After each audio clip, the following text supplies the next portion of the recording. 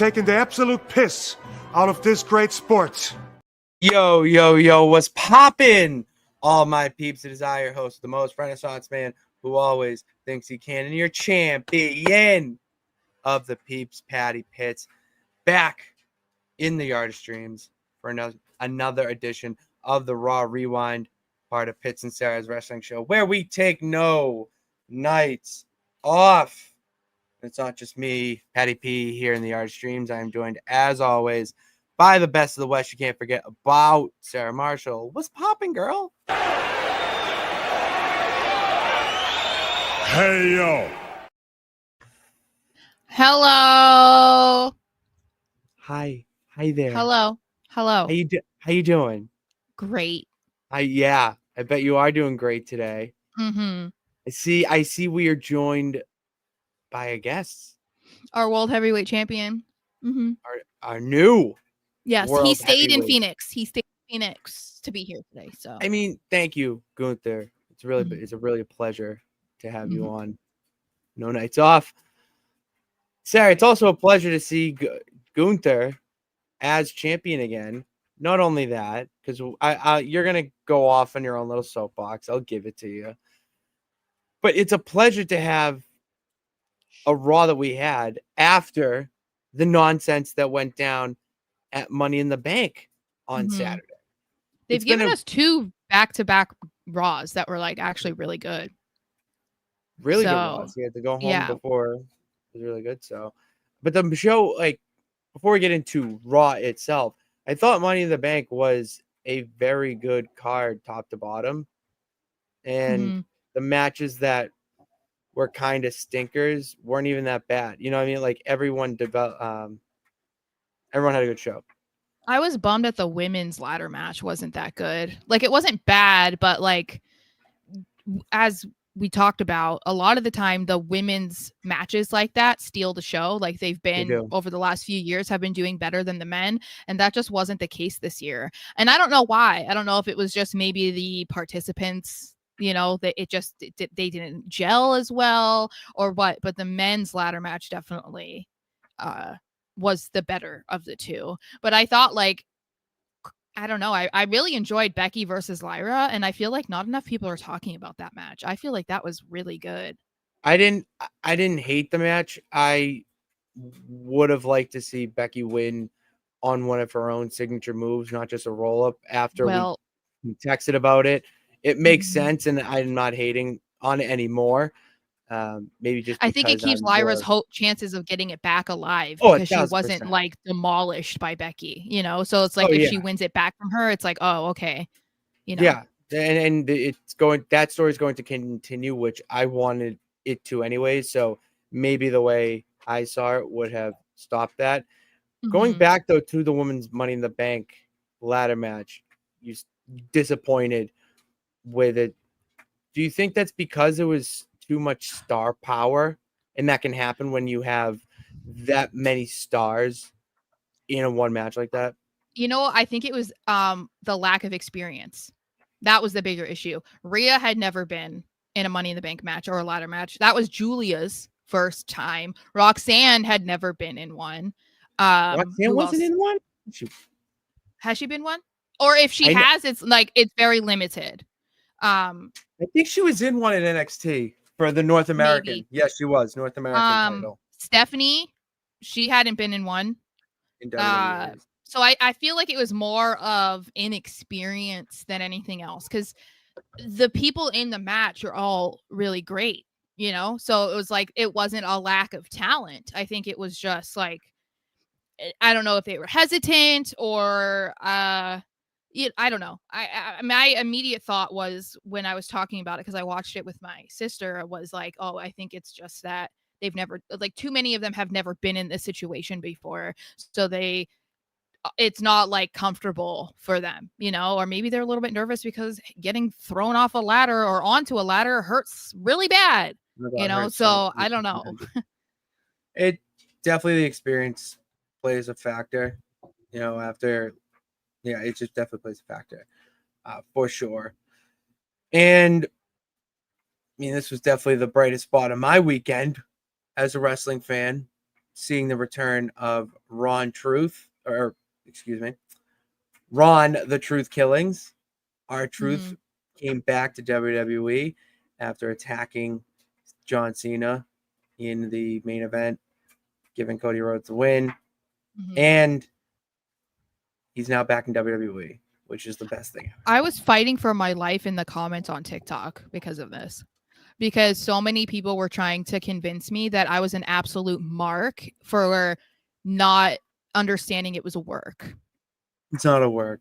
Yeah, I was trying to explain to them that Truth really was released. And they were saying I fell for it, that I was a complete mark. And I was like, the irony of you saying this to me when like see, those are the type of people that you just pat on the top of the head and just say, good, yeah, okay, pal. It was just a lot. It. Yeah. It was just a lot, you know? So like I said, I was like fighting for my life in TikTok comments because I was like, oh my God. Because it also, it's, I think the term mark is obviously used negatively, and I don't think that it's always negative because to me, depending on the context, it just means that like you're enjoying it, what you're watching, you know, and you're like so bought into what you're watching that you kind of forget, you know, that it's not real or whatever. But it seems like it happens a lot when I talk about wrestling, and I hate to use the women thing, but we know that people attack me because of my gender. And so that like comes up, you know, when they're attacking you, and it's like, oh, you're a mark and you're a woman. You don't understand wrestling. And it's like, my God, guys, like it's never anything that serious, you know? Never. But it's the thing that I always thought was that I had thought was so funny, right? Because people were really arguing that the fans had no impact on this, and we know that's not true. Yet, who is still talking about Cody crybabies? I actually haven't. I'm not gonna lie.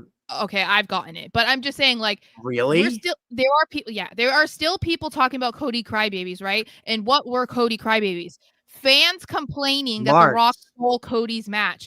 They then pivoted because of the fans' reaction. We all accepted that. But when it comes to Truth, we're saying it's not possible that they changed it because of the fans' reaction. Like, what?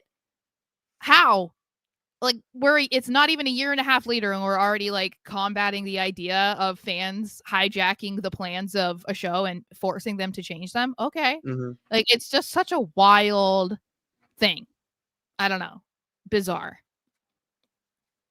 It is freaking wild. It is really wild. Let's hear from the peeps. Speaking of our marks, we like to call them. Sophia took a video of Logan Paul's backflip, landed on Jey Uso, both table broke. That was an insane spot. I do want to bring that. He's Logan Paul's a spot machine. That's all he is. So is majority of wrestlers in AEW. But okay, AEW. But well, there's a big difference between the wrestlers in AEW and Logan Paul, but correct, but we can have a different. But I'm just saying, like, that doesn't make you a good wrestler. That doesn't make you a good wrestler. Okay, that's all. What's up, everyone? Congrats to Sara. Thank you. Congrats.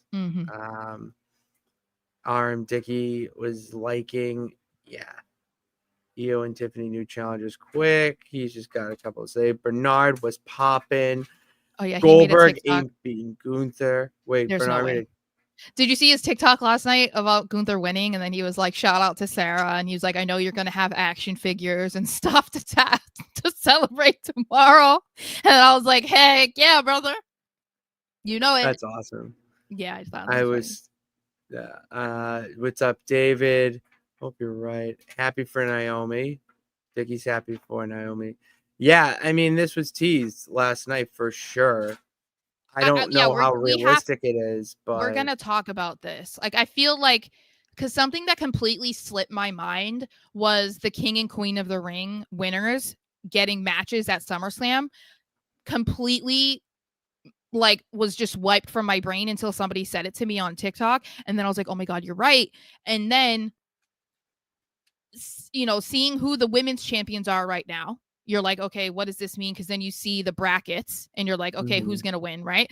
And then you assume Jay's going to win, or everybody was convinced, okay, Seth's going to win, so we're going to have two heel champions. That didn't happen. Then Gunther wins, and then you look at the men's bracket and you're like, all right, who's winning and who are they facing? Because now I feel like it's even more complicated to try and figure that out than it was when Jay was still champion. So it's like there's a lot of, I don't know.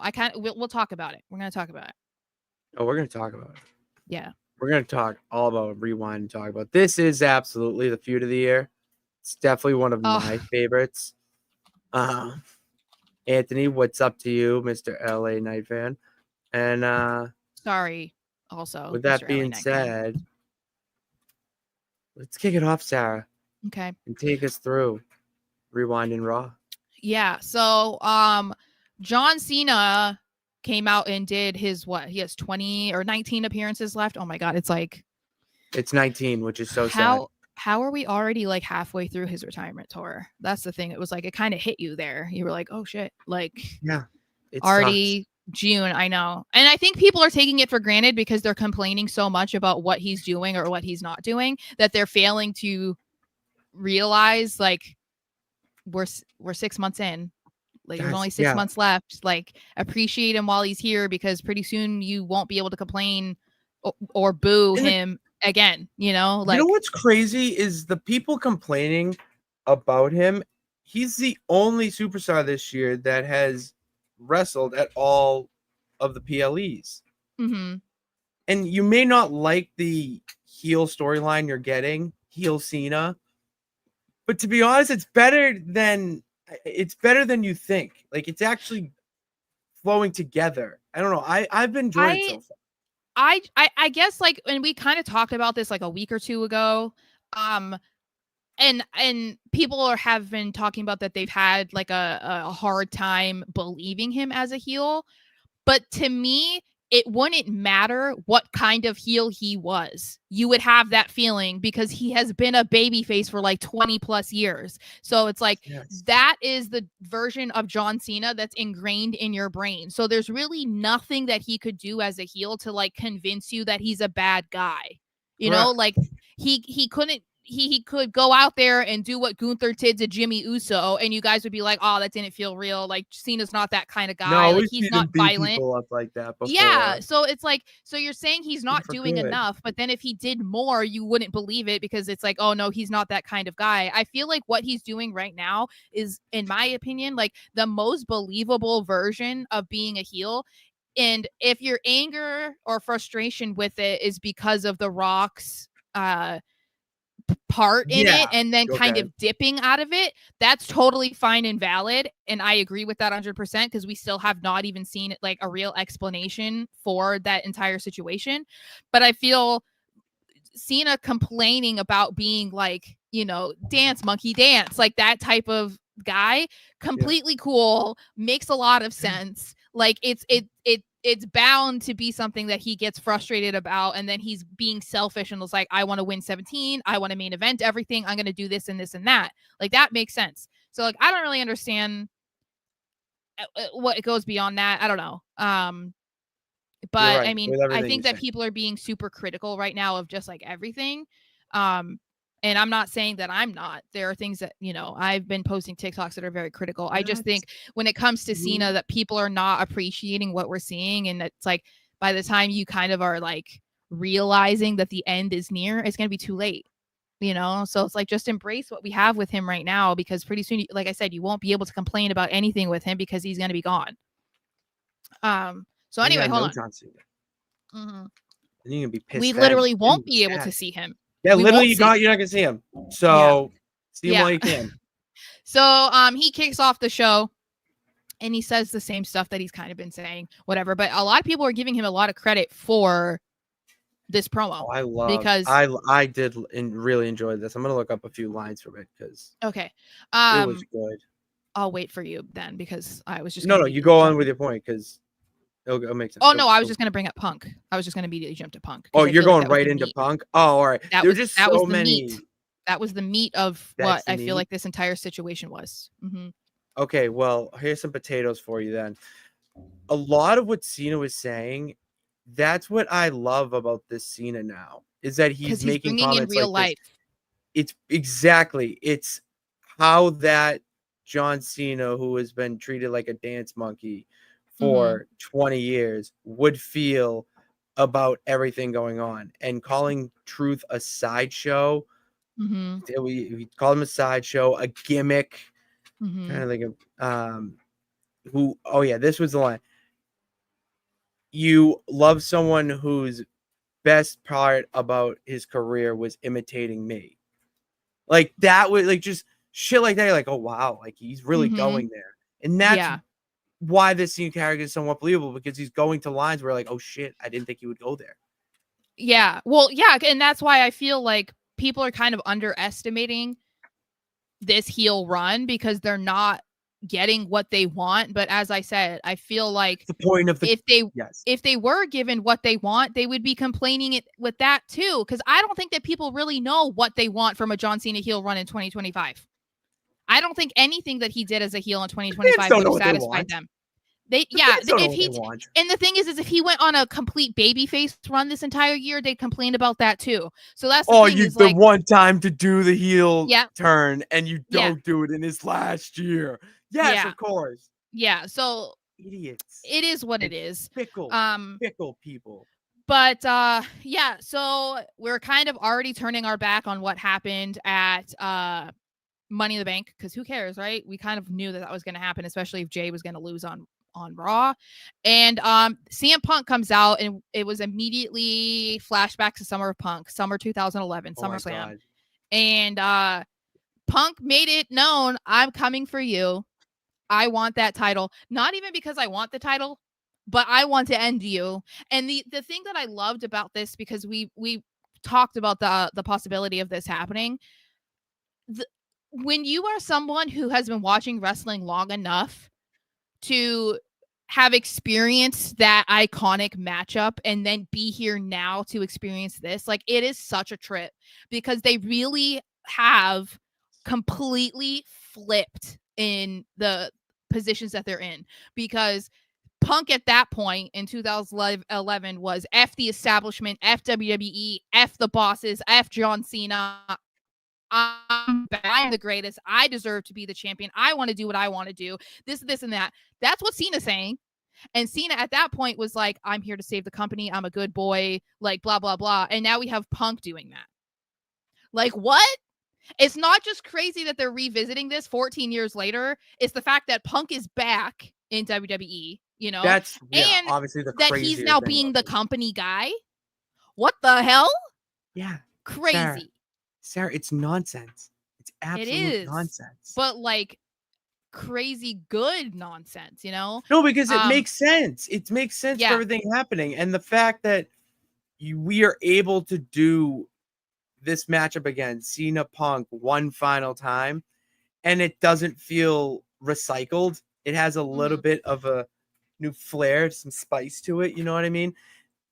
And the fact that I saw someone tweet out, and just going back to the fickle fans out there, it was the poster for Night of Champions Cena Punk, and someone quote tweeted and said they really fumbled the SummerSlam main event. It's like guys, with everything going on right now and how fast stories move and things happen, you should just be grateful that they are capitalizing on this, even if it is for a Night of Champions. That makes Night of Champions worth watching. How many times have we been on this stream or show, whether it's Raw Rewind or the Super Show, where we talk about, you know what, we don't feel like it is a big show this week. We just feel like it's another PLE. Night of Champions, a matchup like this does not make it feel like another PLE. Well, and part of that reason is because they're in Saudi, and Saudi expects big cards.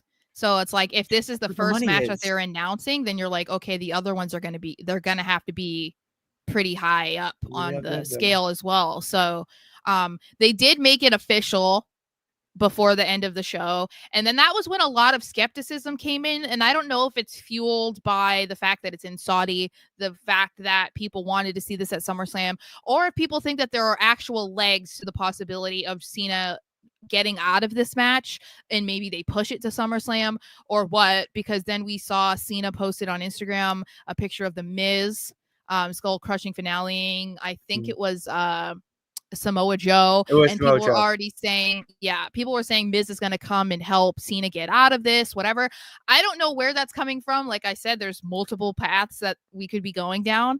But I do think it's a little bit intriguing to think about what could happen, because from my immediate thought, other than being like, oh, don't do this in Saudi, is Punk doesn't go to Saudi, right?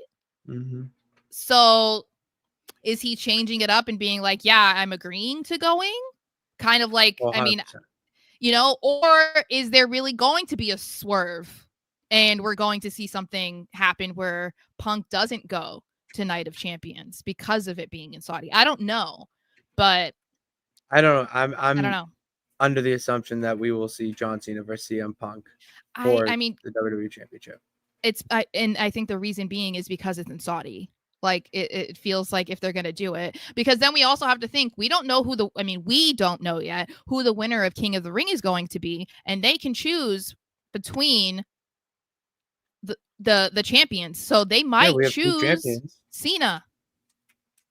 And that means that Cena is booked for SummerSlam. That might be why they're doing it at Night of Champions and not at SummerSlam. Cody Rhodes is in the King of the Ring tournament. Exactly. So that's why I was saying, like, my immediate thought when people were like, oh, this can't happen, it's got to happen at SummerSlam. I'm like, King of the Ring, though, nothing has said that they were picking Gunther. They can pick Cena, and that might be what happens, and that's why they're doing this. Let's see. Okay, you don't want, Richard, you do not want my comments on Roman Reigns. What? Just fuck Roman Reigns. Don't do that. Anthony says some of Cena's heel stuff is good. The over-the-top cartoon villain stuff he's done with Logan and Cody is not good, though. I feel Punk will bring him back down to earth and make a real feud out of it. And I think that's a lot of what people were saying immediately, is that like Cena had the best promo as a heel when he was there, going against Punk, and like that chemistry that they have is going to be, it's going to do wonders for Cena, because I get it. Like, it is that voice that he does. And I think that's just like, I don't know. It's just his thing. That's why I kind of just try to overlook it, because it's like a Hollywood actor. That's what he does. I mean, what he's saying makes sense. What he's doing makes sense. It's like maybe how it's coming across doesn't necessarily hit well all the time, but I don't know. Bernard says the next time we'll see Cena will be in the Hall of Fame. I need to go to that when it happens. That's gonna be one where there aren't many Hall of Fames that I'm like, oh, I need to be there, but I feel like Cena, I have to be there. Richard says he thinks that the Mania match soured people on Cena. That's people who either got it, like they got what he was doing, or don't get what he's doing. That was like that really swayed. I'll agree. Yeah, because I got it and it was perfect. We were shook. Also, it was weird. There was a weird aura there. Yeah, because we just kind of sat there. Yeah, we just kind of sat there. It's like, is this really happening? Yeah. Richard says you can tell Triple H is trying to make Night of Champions feel special like last year, and it's because of Saudi, because they have so much money coming from Saudi that they build up those shows as big as they can. I am concerned about them doing the Rumble there, but that's gonna be so weird. That's gonna be weird. I don't like it already. They're a terrible crowd. They're a terrible crowd. How do you feel about Roman being out until SummerSlam? I will say this. Fine. Those rumors about TKO wanting to renegotiate his contract to being less than $15 million, I back that 150%. Dude is making so much fucking money sitting on his couch not wanting to work. Dude doesn't need $15 million a year. Sorry. I'm not saying that he's not like an attraction or he's not selling tickets or whatever. He is, but he's not the only one. They're doing completely fine without him. They're still selling out shows at a record rate. They're still having fantastic Raws and SmackDowns and PLEs without him. They're still selling record merch that isn't Roman Reigns merch. You know what I mean? Like, they're not in a position to need one guy. It's not the era of it being like just John Cena. It's not. They have a bunch of guys that are like, those guys are the faces of the company. Those guys are selling tickets. Those are the guys that are putting asses in seats at shows. So Chad Gable should be making that type of money. 15 million for 4 PLEs. Chad Gable should be making Roman Reigns money after last weekend. Seriously. And also like 6 SmackDowns. This dude does fucking nothing, dude.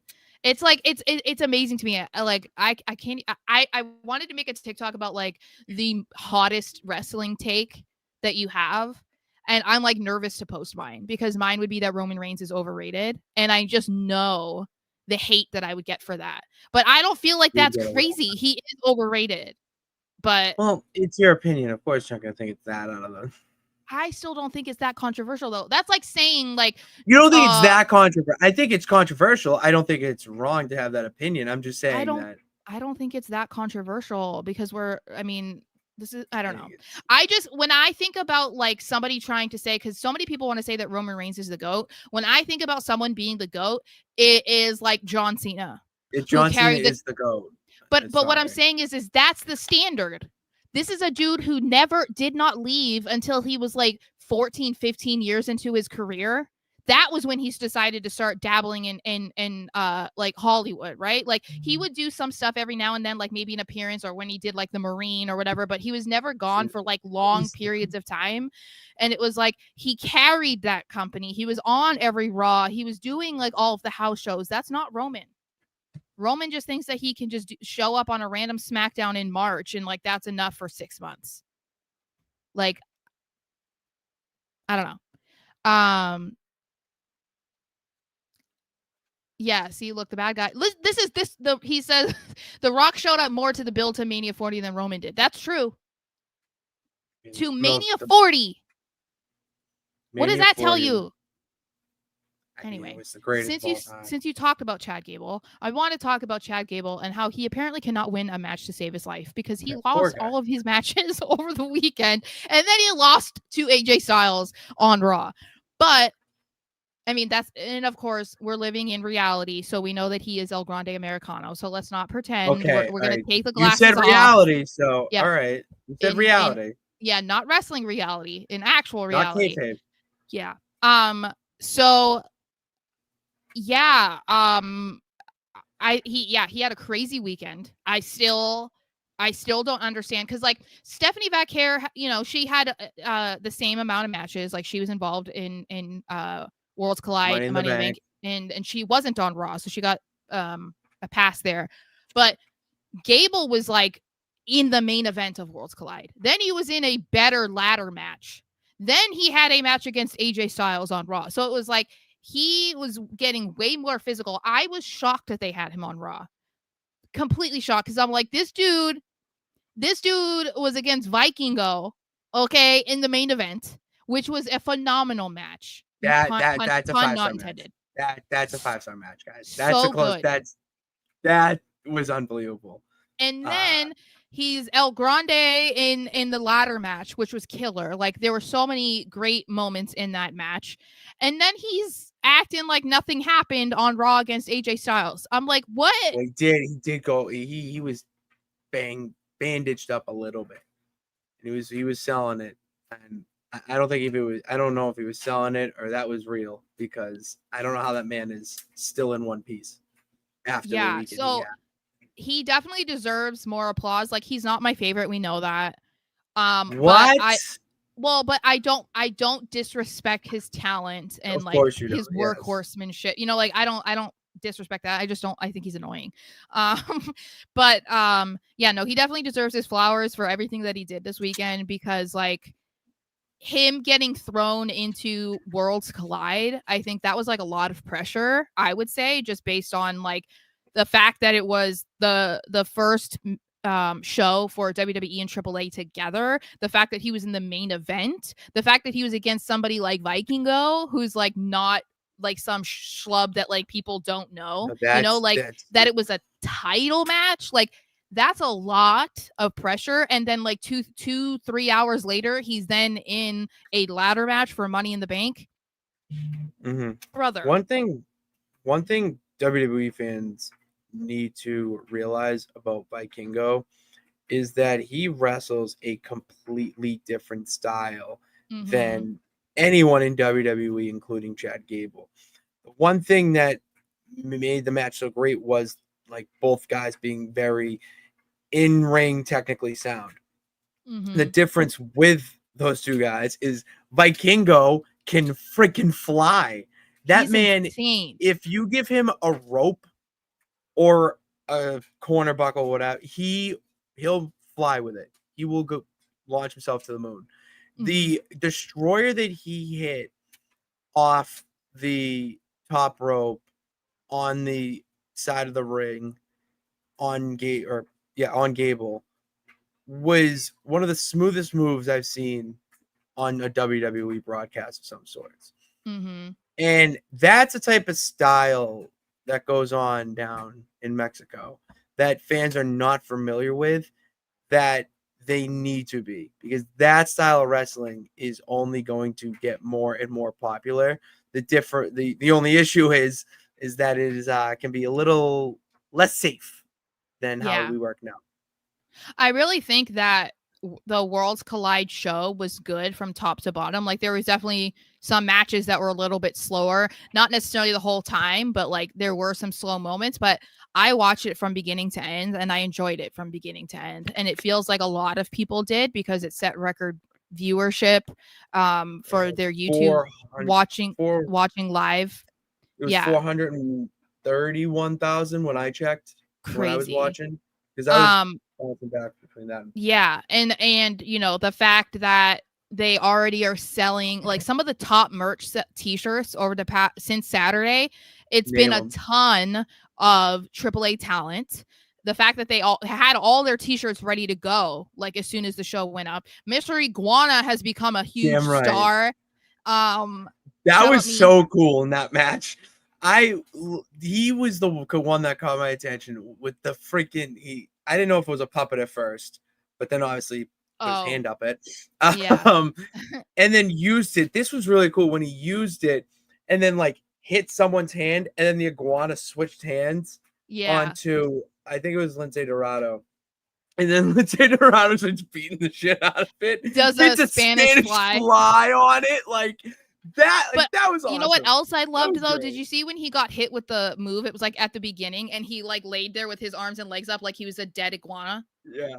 Like, I was like, he is dedicated to the bit. I loved it. So I think they're realizing, like, if they can put on that kind of show like consistently, then they really are going to be able to intertwine the WWE fans and AAA fans and expose fans that have been historically said to not branch out enough because they only watch WWE. They're going to be exposed to some really good wrestlers and really good shows that they might not have watched otherwise. So I think that that's huge. And I'm excited to see what happens, because there are rumors about what they want to do with Mr. Iguana. I mean, there's even a rumor saying that they might want to sell Puppet on the WWE shop. That's printing money, Sarah. I'm like, give it to me. Yes. Do you know how many that you would sell at WWE World? I also heard when he was in an interview, the Puppet is a girl. He referred to it as she. Oh, he referred to it as Yeah. Yes, so that was interesting. Using those pronouns. Yes. I would buy one just because it's hilarious. You know what I mean? Like, I would be like, you know, I'll get a puppet. I don't care. And people will be like, why are you buying an iguana puppet? Because I fucking love it. Like, this is professional wrestling. What do you mean? Why else are you going to buy a puppet? An iguana puppet at that, too. Moving on to Queen of the Ring. They had some one qualifying match on Raw, which was Kairi Sane versus Rhea Ripley versus Liv Morgan versus Roxanne Perez. I thought this was an interesting group, and I don't feel like it was obvious who was going to win from the get. It also wasn't really obvious who was going to win during the match. I had a feeling that it was probably going to be Liv or Roxanne. Ended up being Roxanne. And to me, it plays into what they're trying to do with the Judgment Day right now. That's a big reason why I thought that she might win Money in the Bank. I think that's why she could potentially win Queen of the Ring, because of the storyline potential there. And plus, the two women's champions right now are heels, or baby faces, sorry, and she's a heel. So that works. But this match was fine. It had some spots that were a little hard to watch. Mostly involving Kairi Sane, which was hello, which was a little sad. I heard your dryer or whatever. Yeah. But I'm glad that we didn't really see a lot of like revisiting the Rhea and Liv thing, other than really like at the beginning, you know, like Yeah, they're just gonna be intertwined in the ring. Yeah, and I just stuff didn't like want that Like, to be fine. like a thing, you know? I'm glad that they kind of leaned in on the Liv and Roxanne stuff. That's the story there. That absolutely is the story there. I felt like Roxanne needed to win this match. I'm in the camp that Roxanne Perez needs to be in the finals at least for Queen of the Ring. Like, she just has it, and with everything going on in the Judgment Day storyline, it's eating away at Liv. And Yeah. the Judgment Day storyline is actually like an A story. You know, it's not a side story. What? You're Not giving a credit side to a story. Judgment Day story? Because it's they're the main characters on Raw. They're Well, the people have been like, talking about how they're so sick of Judgment Day, and I'm like, hey. well, I mean, I think they're just sick of it because there's really nothing left of it. No, I mean, I get it, but like, I think that's why they inserted Roxanne into it, you know? Because, I mean, they needed to do something because they keep teasing breaking up, you know, the whole group and disbanding it. They kept teasing Dominic being a babyface and potentially going against Finn. Like, they've done so much of this, and then they just take all these giant step backwards. So it's like, I don't know what the ultimate direction is going to be because they really are leaning on this Liv and Roxanne thing. Which I think is fine because I'm entertained by it, but that also limits like what could happen if they broke up, because you don't know what Finn's going to do. You don't know what JD's going to do. You don't know what Dom's going to do. Like, you don't know. So I think it makes sense that this adds like an extra speed bump for Liv in what's going on. So I was fine with her winning. And it was, oh, Jay actually likes Judgment Day. Is this one thing that we actually agree on? Love it. I'm kind of shook. I'm shook right now. Love. I love love. I love love. Speaking of breaking up, what? Yeah. Oh, this was bad. Like, you know when you like catch someone like shit talking you, but not just that. Not just that. Did you miss them fighting in the background? No, I did miss. I'm sorry. Okay, I have a detail learning disability thing. There's a backstage segment. I think it's when Becky is walking to the ring or something. Oh, in her Miss Rachel shirt.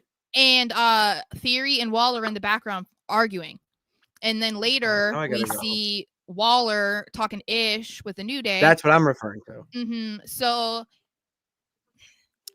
I am glad that it feels like they're finally getting to the point of seeming like they're gonna do something with them, because we've been talking about this, I swear, for like 18 years at this point, that Waller and Theory were gonna break up, or they needed to break up, whatever. So it feels like we're getting closer. I don't know. I want to see more. Like, I want to see. I want them more on television. Like, why aren't they in matches, or why aren't we seeing like more legitimate tension between them, instead of being like, oh, you have to see that in the background, or like, why is the New Day involved? Like, that's the kind of thing that it's like, okay, fine, but I want to see more between the two of them, because that's where the story is. The story isn't like, oh, they're fighting and now Waller's talking shit to his friends, you know? Like, I want to see more of that. And if you want the fans to get behind Theory, you need to have him on TV. Like, you can't just be like, oh, here's Waller talking shit, but support Theory, you know? Like, we need to see more. What do you think about Grayson Waller aligning himself with the New Day? I don't love it, because I think we need the New Day to not be champions then, because we don't need like a threesome group. What if? Okay, what I mean by align himself, not be part of the New Day, but like as like an like an APA, like security type of thing. I mean, I guess so, but then does that mean that Theory gets his own little group too to like support Theory's him? left. No, Theory's left in the dust. Oh, so he becomes the vulnerable little sheep. Exactly. Yes, and then he has to work his way up with the fans. I mean, I guess that could work, because it would be easy for people to support Theory in that situation, because he's outnumbered. And I mean, I think the New Day is getting a lot of heat, even if it's not as consistent as it was. But like I was just saying, if they need to worry about making sure that fans are going to be excited to see this breakup and that they're going to support Theory, assuming Theory will be the babyface in the situation. And that is a way that they could do that. I just realized that Theory is spelled wrong. Darn it! Oh, that's tough. Rough. Don't you hate when you spell words wrong? Yes. But anyway, no one even said anything. How dare you? How dare you? Guys, how dare you? How dare you all? No, you didn't, Jay. That did not happen. But anyway, yeah. So I guess we'll see. I mean, like I said, it looks like they're building to something. I just I want to see like more. I just want to see more. And this is kind of like a little rant. Okay. But I noticed that people were not thrilled. Because we have to talk about Nikki Bella. Nikki Bella was on Raw. And we'll talk about her segment with Liv in a little bit. But my booty. Alrighty. So we saw her backstage and she was like talking to some of the female talent. And at one point she's talking to Io and Io says, "You paved the way for us." And people were like, what the fuck? Because why are you having Queen Io Sky say that to Nikki Bella? Okay, like, girl, bye. Okay. Have you seen the graphic for of the NXT season when the Miz was Daniel Bryan's pro? Mm-hmm. Oh yeah, everyone thought that.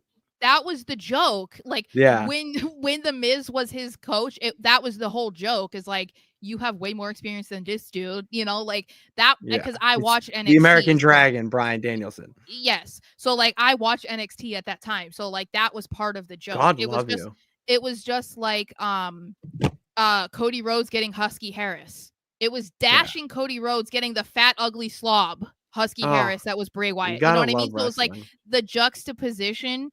It's the same thing with what they did with Miz and DB. So anyway, so people took a special issue with that, and I get it, because it's also kind of like, what are we doing? But to me, it's like they're always wanting to rewrite the women's revolution, and they did that again with the hype video that they did for Nikki Bella, where she talks about how her and Brie were the starters of the women's revolution. No, you weren't. No, you weren't. No, you weren't. Like, it makes me so angry, because we're not rewriting what happened. We're not going to look at it with rose shaded glasses, because that's the version you want us to know. That's not what happened. The Bellas were part of the problem. Okay, you were in the Divas era, where I'm not saying that at no point did they voice their opinions backstage about wanting longer matches, or, wanting the women to be featured more or to be taken more seriously. I'm not saying that they never said that, but the women's revolution was NXT Black and Gold. It was Paige. It was Bayley. It was Becky. It was Charlotte. It was Sasha. It was those girls. It was AJ Lee. AJ Lee was ahead of her time. Okay, those were the girls. The women's revolution started when those girls were called up from NXT and were opposite of in the ring of you. When you were Divas champion, and you were only Divas champion for a record amount of time because they wanted to erase AJ Lee from the record books. That's it. So like, it irritates the shit out of me that we keep doing this, because to me, it's like not only rewriting something that didn't happen, it's kind of disrespectful to the women who actually did pave the way. Like, the women's revolution started because of the women in the Black and Gold era. It wasn't because of the Bella Twins. It wasn't. I'm sorry. And like I said, they were a part of the problem that they were trying to get rid of. And the only reason why they even got a little bit better in the ring was because they were on reality TV and so many more people were watching them. So it was like, shit, we got to get better, because people who aren't wrestling fans are watching us, so we can't look like shit. Like, that's the only reason. And I know people are going to probably say that I'm like a complete hater, but like, it's embarrassing when you have somebody like Io fucking Sky sitting there and like thanking Nikki Bella. Are you joking? Yeah. Are we be so for real? Right? Yeah. I don't really have a comeback there, because it is kind of ridiculous that Io Sky is saying that, but to each their own. So I don't know. I don't agree with this because Michelle I don't McCool agree with was that definitely either. better. And But then, Kelly was part of the problem. Was a diva, and Nikki Bella and Brie Bella Were were divas. Like that's what they were. They were the cool divas heading into this new era of women's revolution, where they blurred the lines. The difference is that the other female wrestlers there were legit wrestlers. People want to see their matches. People want to come to see their matches, not just to stare at them. And the thing is like, if you were active on Twitter, there was a movement of give divas a chance. It was hashtag give divas a chance. And so that was a thing.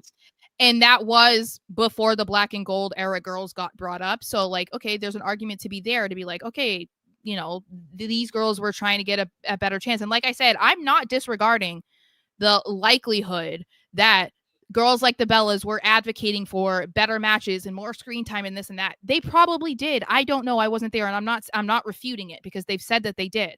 But if but there's a reason why the girls that were brought up to be their competition are still around. They're the reason why those girls sell tickets. There's a reason why those girls were the first ones to main event a WrestleMania. Like, there's a reason why, like, the Bellas' last WrestleMania was a tag team match, and it was like an opening match. Like, it's like it was like an 8-on-8 divas. No, it was them versus AJ and Paige 31. And Paige, yeah, because that was when Punk and AJ left after that. But anyway, I also think that people need to stop pretending like the Bellas were like perfect angels, because if you listen to a lot of the girls that were in the locker room with them at that time, they weren't. Like if you listen to Maria. Oh yeah, Maria doesn't like them. And they also, I'm gonna save it. I'm not even gonna say it because good. They weren't perfect angels. Okay. Nobody's perfect. Anyway, I gotta work it. Talking about women and the women's revolution, we had Becky Lynch come out and continuing on her heel rampage, which I'm very much enjoying. She won, of course, against Lyra Valkyria at Money in the Bank, which meant Lyra had to raise her arm to declare her the winner, and then eventually she beat her up because she was just tired of it. Yeah. And so Becky was talking her shit, and then Lyra decided, you know what? No, I'm done. I don't want to hear it anymore. And as that was happening, Bayley showed up out of nowhere and attacked Becky after what 2 months almost. Almost 2 months. Yeah, since Mania. And so you assume this means that we're going to get an Evolution match. I'm still on this. Did I not predict this? I said triple threat. And I still think that could happen at Evolution for the women's IC title. I still think that could happen. And I'm into it because Lyra was like excited to see Bayley, but she was also confused. Like, why are you here? What are you doing? And, she got to Becky before she could. So it's like they could definitely like lean into that and be like, because that could definitely set up a triple threat. I want to see. I don't know if I want to see Bayley turn heel again. So she's not going to be heel. She can be a babyface, but there can be tension between them because they have the same enemy. Yeah. Okay. All right. I'm in. I'm just happy to see Bayley back, honestly. And if we're talking about the Triple H era, Triple H does not care about putting baby faces against baby faces. So no, he just wants good stories. That's all he wants. Yeah. Good stories. Yeah. And this actually is a good story to tell. Yeah, I think I mean it could be at Night of Champions. I don't know. I guess I just kind of wonder where it would go for Evolution, because I really wouldn't be surprised if they try to keep some of the women's matches like this for Evolution, because it's only a few weeks after. Because like we already know that the Night of Champion finals will be at the Queen of the Ring finals will be at Night of Champions. So there's at least one women's match. And they already hinted at something else, which we'll talk about. But yeah, I don't know what they're going to do, but I'm excited because I think that we've all been waiting for Bayley to return. So it's going to be interesting to see like how they go about this, how her and Lyra interact, if they will put it off until Evolution. This just screams like Evolution to me. This screams like Evolution, almost main event to me. So it would be a shame, in my opinion, if they had it at Night of Champions. But I guess we shall see. We shall see how that goes. I mean, it could. I don't love the idea of Lyra getting the boot, because then I feel like people are just gonna go after her even more, calling her Becky Hogan if Lyra gets the boot. That's why it's like, I don't know. I like it being a triple threat, because Becky and Bayley don't have to win the triple threat. Lyra can. Yeah, you know? it doesn't need the story doesn't need a one-on-one right now. There are 3 connecting people in this story. Lyra and Bayley were teammates. Becky took her out, and Bayley already had her eyes on the title in the past, even when they were teaming and supposedly like besties. So, it does make sense for Evolution. This should be on Evolution for sure. Yeah. But then we also got the debut of Ron Killings in WWE. And this moment, I mean, there were multiple moments that I would say shook me during Raw, but this was one, because he came out of the crowd dressed in all black again. And you could tell he was a little bit emotional at first, because, as I said earlier, people were coming for my throat in the comments on TikTok, trying to convince me that the whole situation with R-Truth was a work. It wasn't. And he confirmed that. I know. Like, he confirmed that again. So he thanked the fans, because if it weren't for us and the locker room, he wouldn't be back, and now we have Ron Killings, which I'm here for. And to me, that completely, people aren't looking at it from this angle, right? The reason that we have Ron Killings and not R-Truth back is because he was already in talks with TNA to return as Ron Killings in TNA. And he wanted to go on this run there, but WWE contacted him and he was like, all right, I'll be back. And then as long as I can do what I want to do. That's why we got this. That's why he had that promo that he had where he's like, going back to what Cena said earlier in the night, I'm not a gimmick. I'm not a sideshow. I'm not a comedy act. I am a serious person. He cuts his braids. Oh, that was wild. The fans jaws at the floor. A holy shit chant, I believe, came out of that. I'm so out of left field. It was so out of left field. I didn't expect that. I love it because the last time he was heel, I think, was 2011. It was when he was going against Cena, also, ironically. Smoking cigs in England. And it was, I mean, I think that it was a heel run that, like, it wasn't viewed that way because it was still kind of a joke, because little Jimmy was still around, you know what I mean? Yeah. So, like, it wasn't as serious as a I don't know, a usual heel run would be. And I think right now he's kind of going to be, I agree with what people were saying, that he's kind of going to be an anti-hero character where it's like, he's not a good guy, but he's not a bad guy. Oh, he's anti. We need a serious run out of I'm excited. And I kind of, that's why I loved the cutting of the hair, because I think that, that is something where that's when people will take you serious. You know what I mean? When somebody makes like such a sudden change or drastic change like that, that's when you notice a shift in somebody, and whether, good, bad, or indifferent. And the fact that he did that on live TV, and he's had braids for the entirety of his career. And, so it was like, oh shit, he is serious. This is real. Like, it was the perfect way for him to like debut as himself. It was kind of reminiscent of like Bray Wyatt in a completely different way. When Bray Wyatt came back and he was saying like, this is me, this is the real me, this is who I am. It was like, you saw Wyndham, and it's like, now we're having that opportunity to see Ron. And I think that's really cool. We're seeing someone not just be a character, but we're seeing them be themselves and that vulnerable. And it's a special thing. It's a very special thing. Yeah, and I would assume that because he's back, and I'm just assuming also that he had talks with TNA. I don't have any evidence to suggest that. I'm just guessing. I would like to believe that they're going to do right by him in this, and that we're going to see probably some of his best work. at this stage in his career, especially because the rumor is saying that this is like going to be like his last run. And that was kind of part of why they were able to bring him back. And so I'm hoping that we do get that version of him, because I think that he deserves it, especially after how things transpired over the last couple of weeks and the way that the fans and the locker room were so upset about what happened, that it's like, okay, he's back now. Let's see what he's probably always wanted to do in WWE, but never got to. Like, I'm excited that he gets to do that now.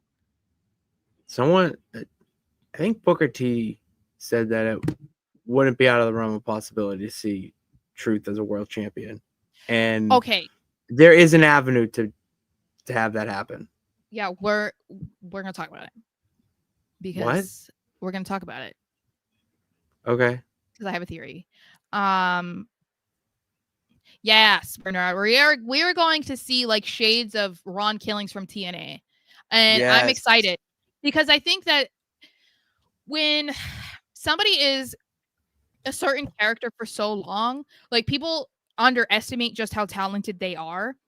And obviously we did see that heel run with R-Truth, like I said, with Little Jimmy or whatever, and against Cena, but it, again, like I said, it wasn't very serious. Like, it wasn't probably the kind of heel run that he was hoping for. So the fact that we're going to be able to see something that he has more of a hand in, I think that's really exciting. And then he'll be able to prove to people like he isn't just the comedic factor on an episode of Raw. Like, he isn't just making us laugh every single week or doing a squash match to make somebody look good. Like, that's not all that he is or what that he's good for, you know? Like, he can do more serious roles. He has that range where he can make you feel in a way that's not just laughter. Yeah. Yes, exactly. No, I think we will see funny stuff with him. I think that he just wants to kind of like solidify himself as a more serious character up front. And it made sense given the context, right? Because he came back and attacked Cena. Cena then starts the show on Raw attacking him personally in his career. So it made sense for him to come out and be angry and fighting against what Cena said, you know? I think that's why he also addressed the fans first and thanked them for, getting him to be back. So that's why we might not have seen the end of Cena and, I want to say Truth, but I want to be respectful, in Ron Killings. Like, that might not be over yet. Hi, Ron. What's up? I know, I have What's up, Ron? I do not know how long his contract is, and as far as I know, no one has said anything. No one knows the details.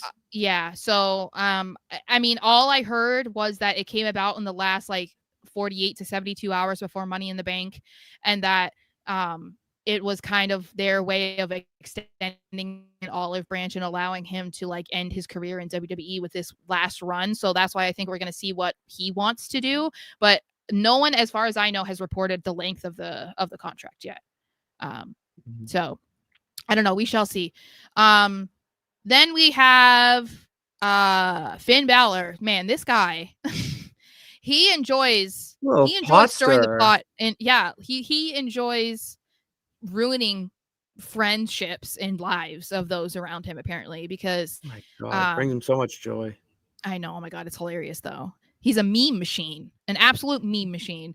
And even JD wasn't liking a little bit. He was like, so Roxanne comes back and she wants to be congratulated because obviously she won her Queen of the Ring qualifying match. Finn was very quick to be like, "You're great. This is awesome. Yay. Congratulations." He had to kind of bump JD to do it. He had to try and get Dom to do it. And right as Dom was kind of just like giving her the like, "Yeah, okay, great job," that's when Liv comes in.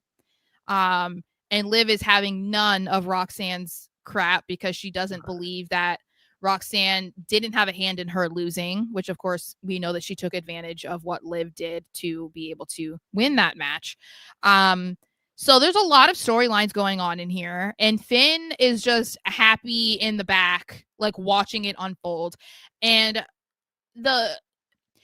I think this is just becoming so much more interesting to me because there are so many layers to this, and the way that the people are reacting. It's like at first Dom seemed interested in Roxanne. Now he's seeming a little more standoffish. JD, oh, hello. JD is not interested at all. And then, obviously that becomes kind of problematic for Finn because it's like he doesn't have anybody with him. And so it's like, okay, if they do inevitably break up, is anybody going to be on Finn's side?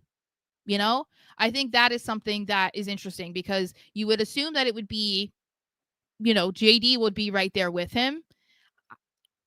He did not seem all that interested in congratulating Roxanne. He seemed a little standoffish. We have to go back to when he first returned, and apparently Finn was not told at all, and that rubbed Finn the wrong way. And that was never really addressed other than he was just like, oh, I thought he would tell you or whatever. So it looks like they're definitely trying to set something up between them. So I don't know how this was going to go. We kind of thought it would maybe be, Dom and Liv and Raquel would be on one side and Finn would kind of have his own little group. But I don't know about that anymore. I really don't. Oh no, I did not know that. Oh, okay, never mind. You guys see it. Oh, Pat is back.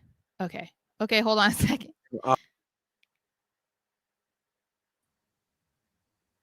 There we go. Okay. But anyway, what? Computer just froze out of nowhere. Like it just like booted. It was like, well, it was your turn for that to happen because it usually is me. I know. For a second, I thought it was me. I was like, am I talking to the void? Like, am I the one that got No, I was listening. I was really in tune with the conversation. And then I tried to click something and it just wouldn't go. And I'm like, oh, I'm gone. I'm done. Whoops. Nothing I say will work. All right, so moving on to the men's King of the Ring qualifier between Braun Breaker, Dom, Penta, and Sami Zayn. This was another one where like I kind of appreciate that they've so far, I mean, based off of the brackets that we've seen, I don't feel like there's an obvious winner in any of them. I don't know if you disagree, but between the men and the women, I really don't think there's an obvious winner at all in any of the brackets. In this one too, because like you could argue any of these guys could have won this qualifying match and it would have made sense or you would have been fine with it. And based off of the alleged trademark that they have that seems to go with Dom, it seemed like Dom was going to win. I thought Dom was going to win King of the Ring. That's what I thought was going to happen, but apparently really. Well, yeah, because said that he called himself the King of Luchadores, and then they went out to trademark it. And I was like, oh my God, did they just like give away the fact that Dom is going to win King of the Ring? Because like, why else would they try to do that, right? No. Yeah. Obviously, that's not happening. Is Gable in a fatal 4-way? Let me look at the. No. I just got rid of the bracket. Oh, that's annoying. Mm-mm. He's not even. Okay. No, he is not. So, yeah, no, I have them right here. So the men, SmackDown has Randy, LA Knight, Aleister Black, and Carmelo Hayes. Again, who the fuck is winning that? I don't know. There's an argument that it could be made for all of them. Yeah, right? I don't know. But whoever wins that is going to face Sami Zayn. Then we have the other SmackDown group is Cody Rhodes, Damian Priest, Andrade, and Nakamura. I mean, I think it's going to be Cody Rhodes, but that's my pick. Yeah, and then whoever wins that match will face Sheamus, Rusev, Bronson Reed, or the mystery person who still has not been named. I have theories of who it could be. Should we just talk about that now? Should we just talk about King of the Ring, Queen of the Ring? Hey, you brought it up. Let's do it. Okay. Well, first of all, of course, LA Knight. That was one of my picks. Jay says Randy.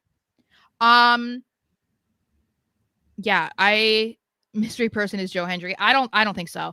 I think the Joe Hendry steam has gone down after he lost the title.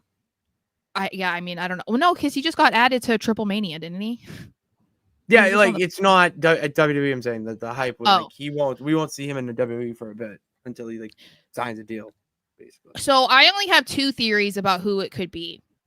And it depends on what direction they want to go in, because I don't know who they're gonna pick to face, who's gonna face what champion. Like, I don't know. So one thought is it could be Ron Killings. This is his way of getting back at Cena, and then we could see Ron Killings versus John Cena at SummerSlam. And that's when I wouldn't rule out giving him a world title run. That's what I'm saying. I'm not gonna go with the momentum. Go with the momentum. I'm not gonna disagree with that. I like and it's that. Against someone like John Cena, who doesn't need like a passing of the torch situation. Like, no, he needs a passing of the good. He needs if Truth winning would be good defeating evil and maybe turning him back into the good side. So that's what I mean. Like, that intrigues me. Like, I don't know. So there's that. And then the only one that I thought of that it could be if they were going to potentially face Gunther is Ilya Dragunov. Oh my god!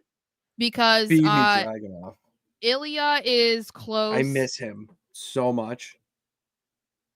Okay. He's due to be back, I think, soon-ish. I don't know. I mean, he's an absolute animal. So I mean, the reports were saying that he was like well ahead of schedule with his rehab. So I do think it's possible. And then that would make sense. Like, I think that even if people aren't, huge fans of Gunther, or maybe they're not super well educated on who Ilya is, that's like a really big match for Ilya, and it would be an absolute fire match for SummerSlam. But I don't know if it's like big enough for them. You know what I mean? Like, I don't know if it's like, because it's not Gunther versus CM Punk. It's not Gunther versus Drew McIntyre or something. You know what I mean? So I don't know, but Anthony thinks that it will be Mr. Iguana or Ricky Saints. I could see Ricky Saints. Mr. Iguana would be sick, though. That place would go ape shit. I will say that place would go ape shit if Mr. Iguana. I want to see that, because like when they came out at Worlds Collide, like people knew from the advertisements that some dude named Mr. Iguana was going to be there, but like you just saw a guy with like green and black face paint. So like you know, unless you watch AAA, like you didn't really know what the whole gimmick was of Mr. Iguana. So like I want to see him come out in a WWE ring or NXT ring. I want to hear that crowd, because it's going to be way different than what it was at Worlds Collide, and it would be insane. Jay wants to see Ron have a world title run, but he wants to see Cena lose to Randy. I don't know if that's going to happen, because they already had their match. Yeah, no, no. Sorry. If Ilya isn't back until September, then my idea is completely out. Hey, who knows? No, see, I hate this idea, Jackson. I absolutely hate this idea. I made a TikTok about it. Sammy beating Gunther for the title in Saudi, and then Seth cashes in on him, and then Sammy chases Seth until Mania, and then beats Seth at Mania for the title. No, I saw the guy that posted. I would fucking kill myself. Straight up. Absolutely not. Because this is the thing. I like Sammy. I have nothing against Sammy. I think his current character is absolutely annoying. So, like, that's the only thing. But, like, I don't want Gunther to... First of all, the fact that Gunther won, which we're going to talk about, right? And Jey Uso's title run comes to an end at 51 days. We would then be giving Gunther another his title run, which would be short of that, because SummerSlam's in like 7 weeks. So like he would have like not even 40 days probably as champion. And then why do we need to see the underdog story again with Sami Zayn? We literally, like, this is the thing that I don't understand. Like, people get tired of recycled stories, and then they keep talking about how they want to see a recycled story. We just saw the like Jey Uso underdog story, and everyone was complaining from the moment that he won the Royal Rumble until he finally won at Mania, because it was every single week, oh, you doubting me, I'm the underdog, blah blah blah. Like, no one wanted to hear that for 12 weeks. Okay, Sammy just had it last year when he couldn't beat Gunther and then beat him at Mania for the Intercontinental title. Why do we then need to see him do that for the world title? I don't know. I don't want to see it. I don't want to see it. Personally, I want to see Seth like lose to Braun Breaker for the title at Mania. That's what I want to see. That sounds like more of a banger to me. And this is nothing against you, Jackson. It was somebody else that said it. I don't think that Gunther is going to have the title for a really long time. I do think that if Cody wins King of the Ring, he's going after Cena. He's not going after Gunther. I don't know. I don't want the world title also to be a hot potato again. And that's I don't want to see that. I'm trying to save what I want to say about the Gunther title reign until we talk about it. So I'll say more, but before we get there, Liv Morgan. So Nikki Bella came out. I don't even know what the purpose of this was, honestly, because she's just like, Evolution's coming up, and it's like, girl, we know. They announced it like 2 weeks ago. We already know. And so she's out there just blabbing or whatever, and then Liv Morgan was pissed off because as Nikki was listing off the top women in the division, she seemed to leave off Liv, and she took did that leave personally. out Liv. She left her out. Just like typical wrestling fans have been. They sleep on Liv Morgan. And she came out and she gave Nikki a piece of her mind, and she then read Nikki her the riot act. Okay. Nikki then shoots back at the low-hanging fruit, right? Because it's like, oh, well, Dom, yeah. your man wants somebody else, blah, blah, blah. The way that so many people were saying that Nikki Bella completely owned her is mind-boggling to me. As I'm not saying that one killed the other, but like, Nikki didn't say anything that any other girl wouldn't have said if they were in her position. Like, of course, if you're talking completely. What? She didn't own her at all. She just stated a fact of what's going on. Like, it wasn't. In fact, I thought Liv killed it. Liv killed it. I think Liv did great. It was very passionate, and she was saying, like, if you're going to talk about the top women in this company and in this division, you can't not talk about me. I held the women's world title like all of last year. I won the Crown Jewel championship. I am a 4-time women's tag team champion. Like, what are we doing? And then she hit her with an oblivion, and that was it. Now, do we think this is setting up a Nikki Bella versus Liv Morgan match at Evolution? 100%.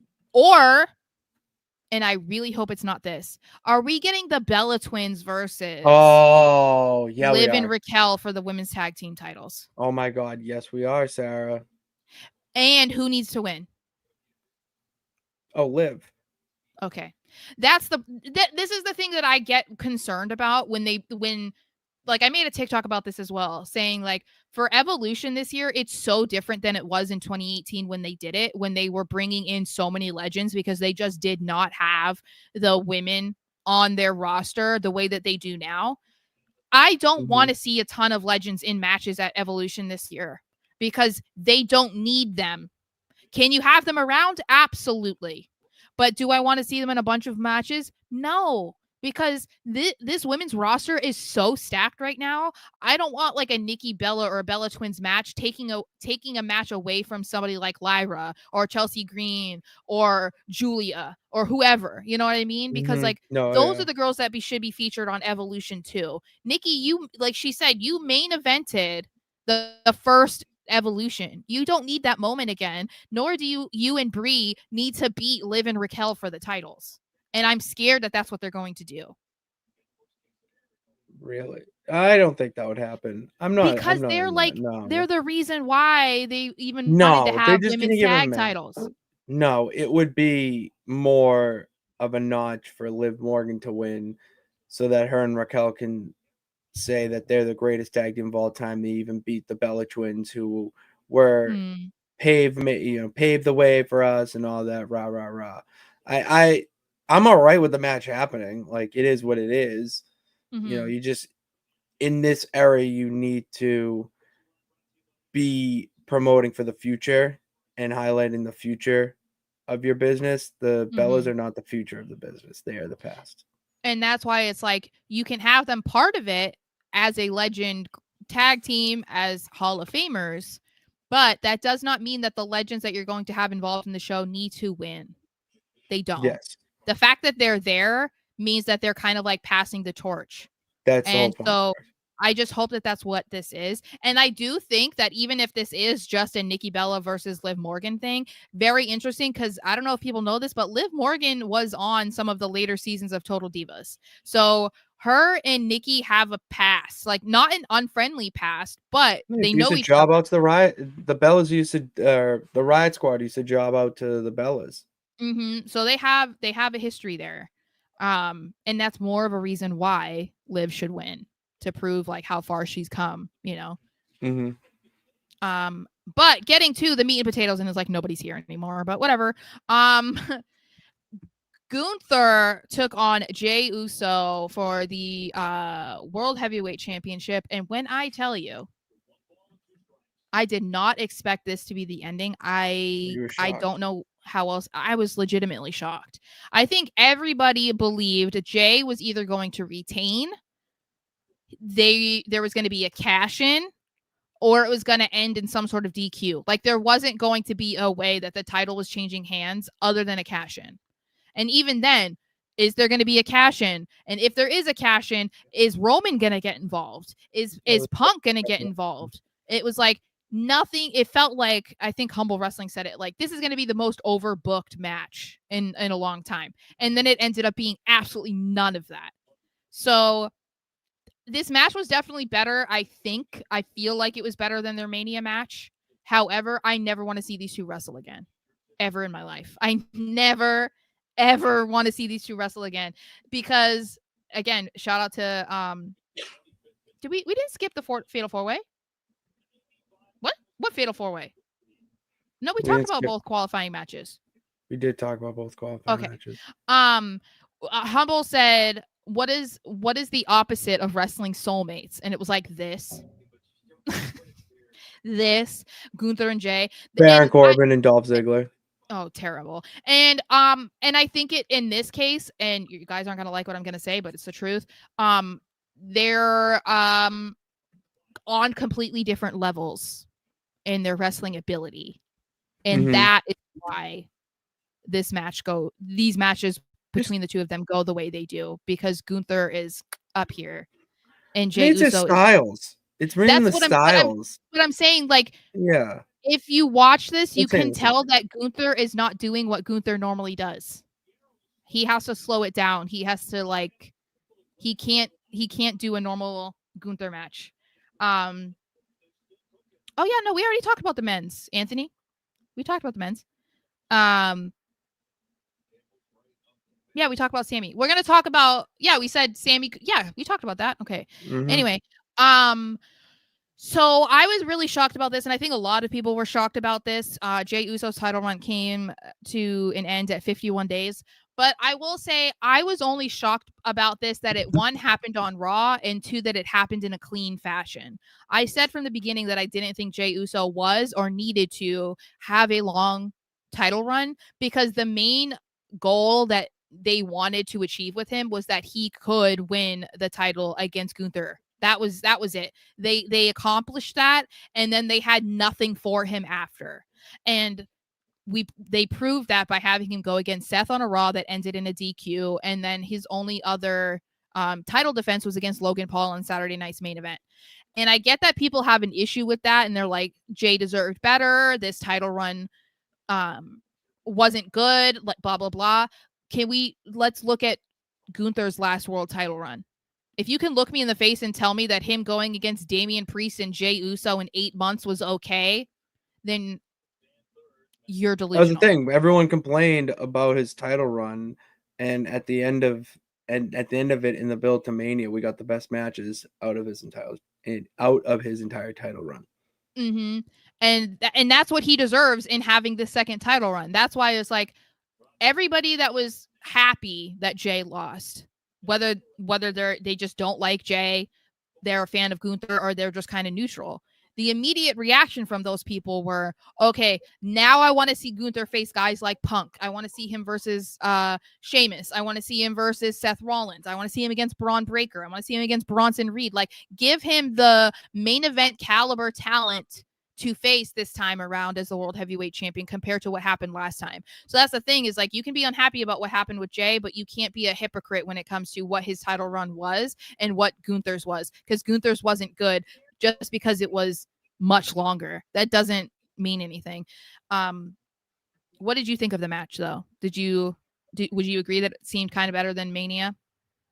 Oh yeah, it definitely felt better than Mania. It felt like these two had a little bit more chemistry. Like, this was their best match out of the 5,000 that they did.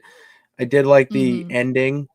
I did like the finish of trading sleeper holds. Nice callback to their WrestleMania match. It was a nice little bow to the Jey Uso championship run that he had. Then it served its purpose.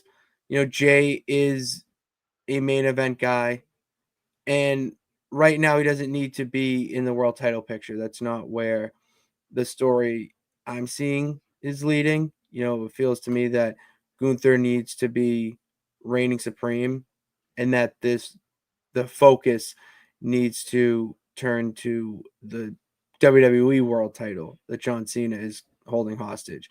You know what I mean? Like, the Cena being WWE champion was not the main focus, because the main focus was Jey Uso. And the crowd and everything.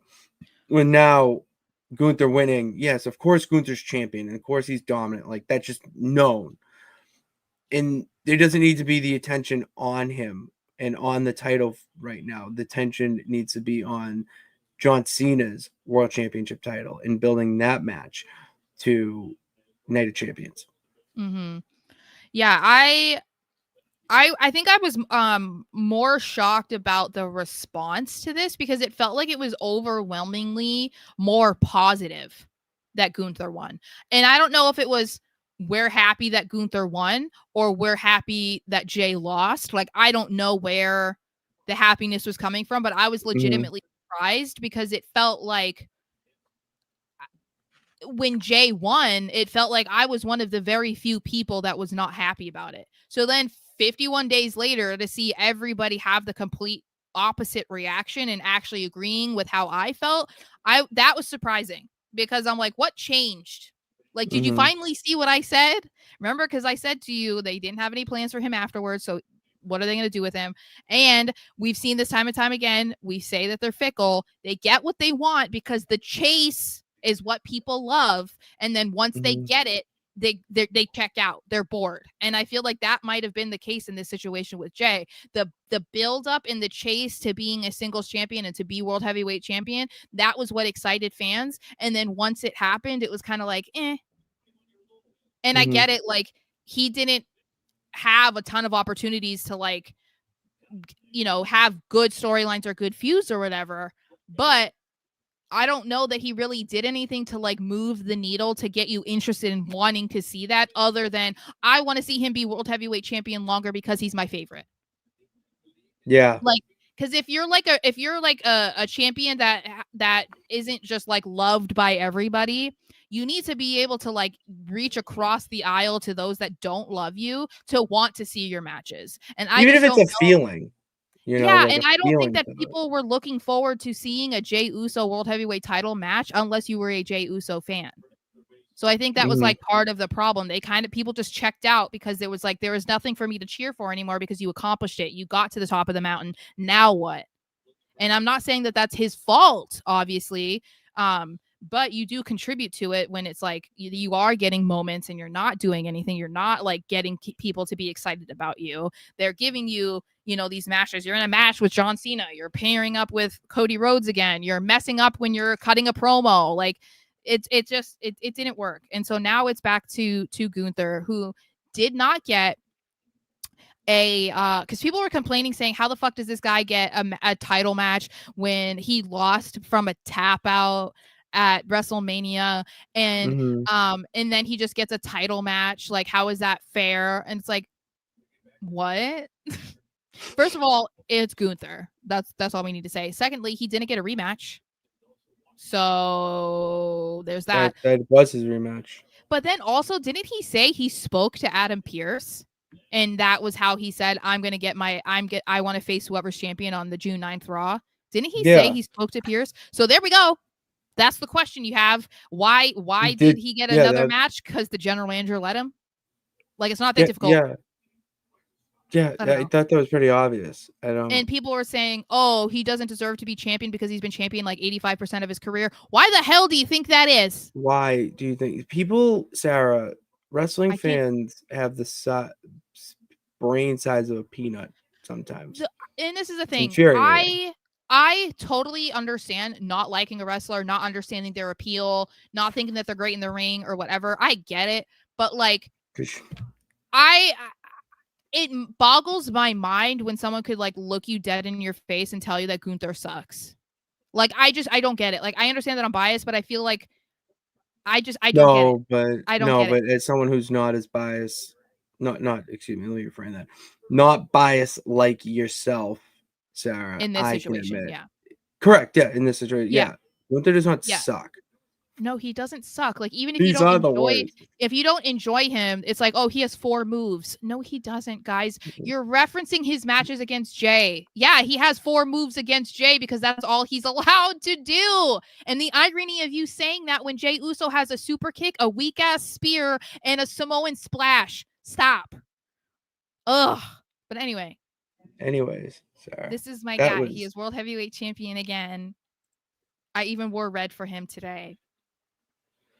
I was very excited. Very excited. I don't know what it's going to be. I'm trying to just embrace the now. And if, he loses at SummerSlam, I'm trying to brace to just be okay with it. I'm trying to just be okay with it because I don't want to feel how I did after he lost at Mania again. But I do feel like I had good luck because I wasn't there. And every time I've been at a match at a show and Gunther had a match, he lost. So I think it was good that I could not go last night. That is nice. Maybe it was good, for the betterment of everything. Yeah. But yes, that was Raw. That was Raw. Thank you guys for tuning into this edition of Raw. We'll be back on Thursday for the Super Show, talking more about Mr. Iguana, Mariah May's new name, which has been announced. Oh.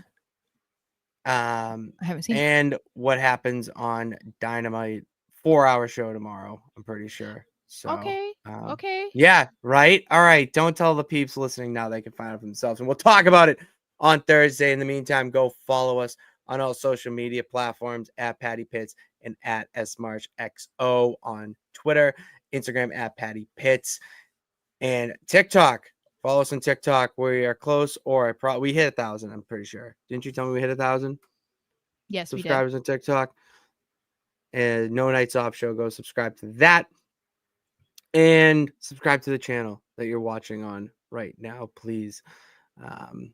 So thank you guys for tuning in. God bless. Remember that you could do it. All you got to do is try. See you out there.